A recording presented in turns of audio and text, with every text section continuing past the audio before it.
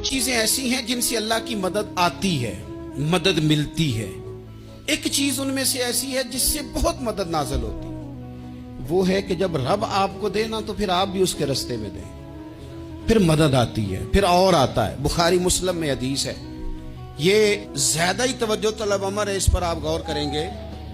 حضرت ابو ہریرہ فرماتے ہیں کہ نبی پاک علیہ السلام نے فرمایا ایک شخص نے بادلوں کے اندر سے آواز سنی کہ فلاں آدمی کا کھیت اور باغ خشک ہو گیا ہے، وہاں برسو اور اس کے کھیت کو سیراب کرو۔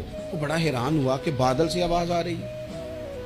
پھر اس نے دیکھا کہ ایک پہاڑی پر بارش ہوئی، وہ بادل وہاں برسا، پھر نالیوں سے ہوتا ہوا پانی ایک طرف چلا۔ تو جس نے آواز سنی تھی، حضور بیان کر رہے ہیں، وہ بھی پیچھے پیچھے چلا کہ پانی کدھر جا رہا ہے۔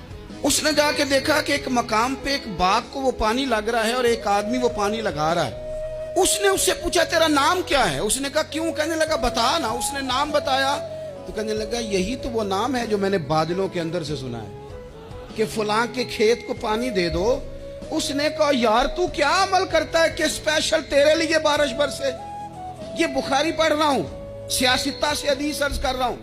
اس سے پوچھا تو کیا کام کرتا ہے کہ جناب اللہ تبارک و تعالیٰ کا حکم کرم آیا کہ خاص تیرے لیے پانی برسے اور تیرے کھیت کو سیراب کرے؟ تو اس نے کہا چھوٹا ذمہ دار ہوں، پر جب فصل اگتی ہے تو 3 حصے کرتا ہوں۔ ایک حصہ اپنے بال بچوں پہ، بہن بھائیوں پہ خرچ کرتا ہوں، ایک حصہ پورا، اور ایک حصہ دوبارہ کاشتکاری پہ لگاتا ہوں، اور تیسرا حصہ خالص میں نے مسکینوں، یتیموں اور غریبوں کے لیے رکھا ہوا ہے۔